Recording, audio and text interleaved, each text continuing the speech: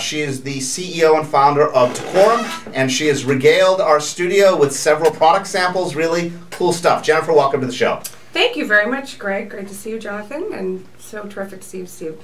Thanks so much for having me. Oh, you're welcome. Jennifer, tell our listeners, if you will, and we joked about this before we came on the air, that this is radio and not television, so you're going to have to be very graphic, which I'm sure won't be an issue for you, but tell our listeners about the wonderful products that we see before us. Absolutely. This is a line of decorative home accessories. They are, actually there are two sides of the line. The one that I brought samples here of, and they can be seen on decorumstyle.com. They are a line of decorative trays, ice buckets, and coasters that are actually made with fabric. They are terrific, you know, as an addition for anyone's home. Great use of interior design fabrics. And the way that they're made is through a lacquer coating process that kind of heat seals and hardens and solidifies the fabric, so you can actually have a little pop of that in the home. And then an additional aspect of my business is a memo board line, which is sort of what dresses up the old standard cork board in your kitchen or office.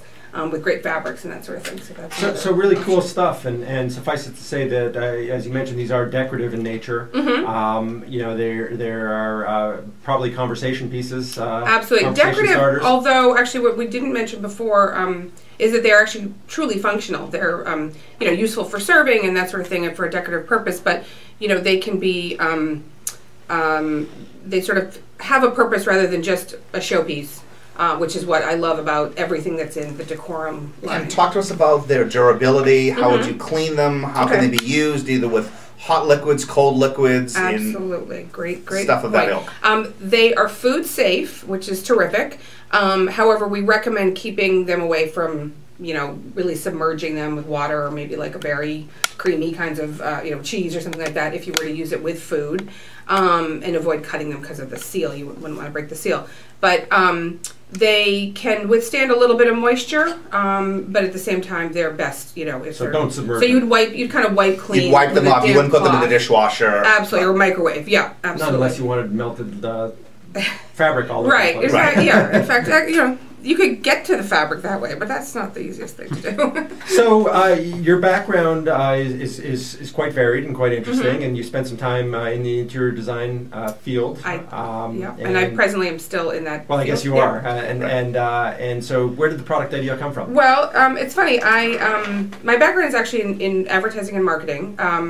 I was in several roles with Hill Holliday and McCann Arts in Boston and New York in advertising, and then I worked with little agencies. Absolutely. So, and then with a company that was based in Paris called Graphique de France, which produces a beautiful line of art cards, posters, and prints, which you guys have probably seen, and maybe didn't even realize that those were, you know, made by that company. But essentially, I've always sort of surrounded myself with the creative process, which is what I love, but on the business side of it. And so that is a way for me to marry together, you know, both of those interests.